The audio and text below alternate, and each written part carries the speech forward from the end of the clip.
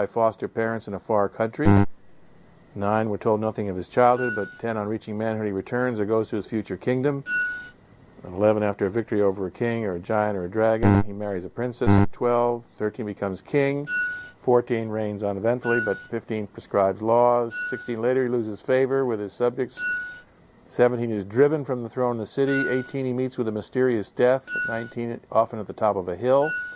20, his children, if any, do not succeed him. 21, his body is not buried, but nevertheless, 22, he has one or more holy sepulchres. So, Oedipus gets 22 points out of the 22, Theseus gets 20, Romulus 17, Hercules 17, Perseus 16, etc. I don't remember off the top how many Jesus got, but it was high. You were just an illustration.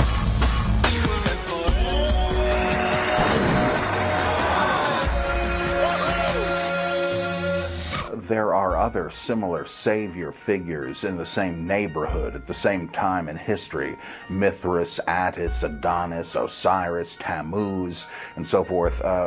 And nobody thinks that these characters are anything but mythical, and their stories are so similar, most of them in fact having some kind of resurrection or another, sometimes even with celebrations after 3 days and so forth, that it just seems like special pleading to say, oh, well, in this one case, it really happened.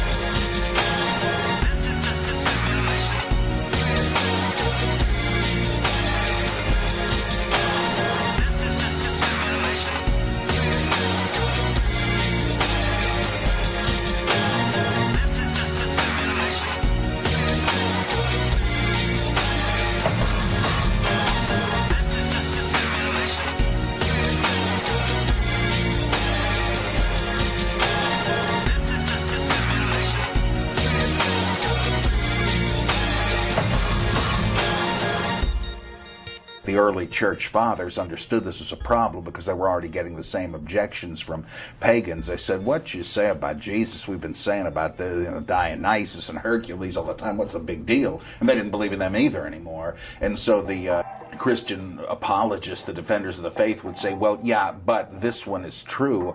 And you see, Satan counterfeited it in advance because he knew this day would come. Boy, I tell you, that tells you two things right there, that even they didn't deny that these other Jesus-like characters were before Jesus, or they never would have resorted to something like that. Satan knew it would happen and counterfeited it in advance.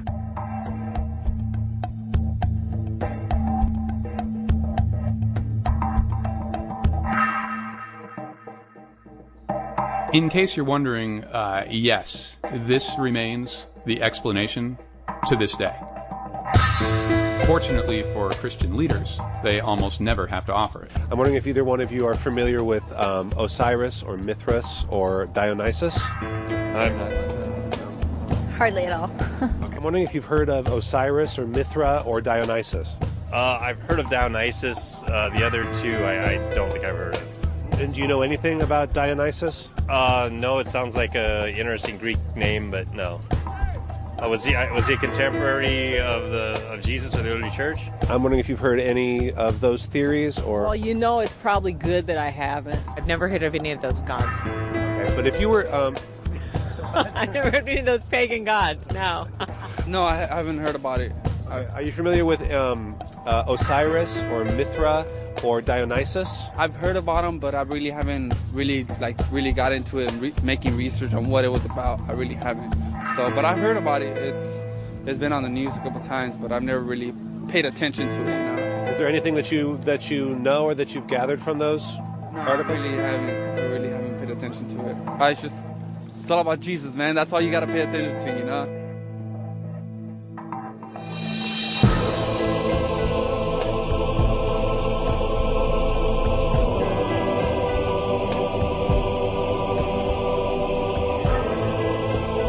For thousands of years, humanity has been obsessed with blood sacrifice.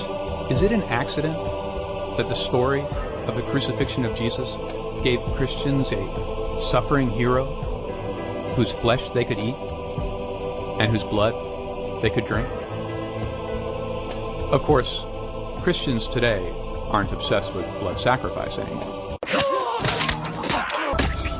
Oh, well, except that they are.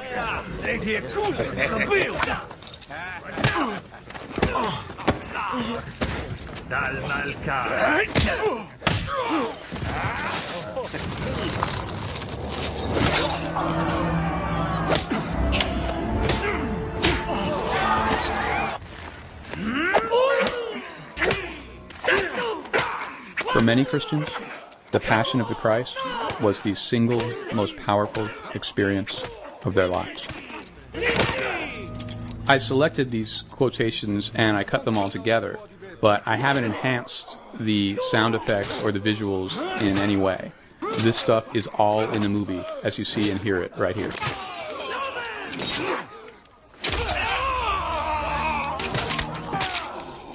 When it comes to Jesus movies, this movie is far and away the #1 choice of Christians. Adjusted for inflation, the Singing Jesus made $55 million at the U.S. box office. The Horny Jesus made $13 million. But the Bloody Jesus? $370 million and still counting.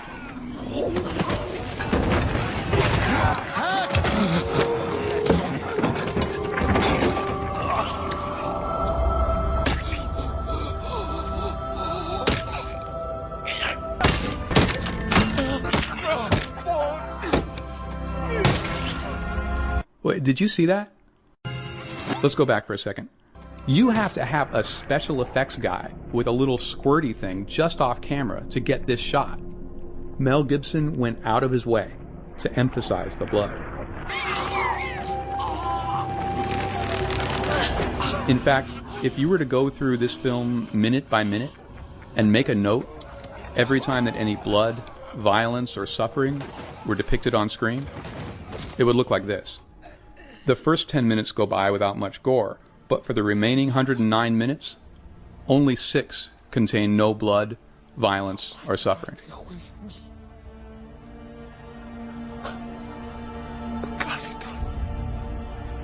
Any film represents hundreds or thousands of individual decisions made by the director. Mel Gibson could have made his Jesus movie any way he wanted to, and he chose to make it this way.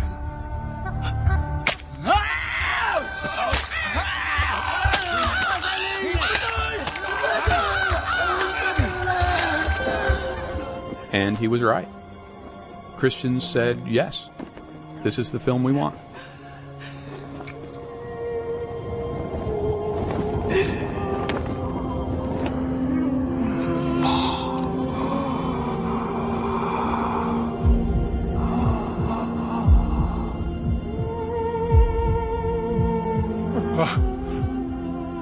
They're dead.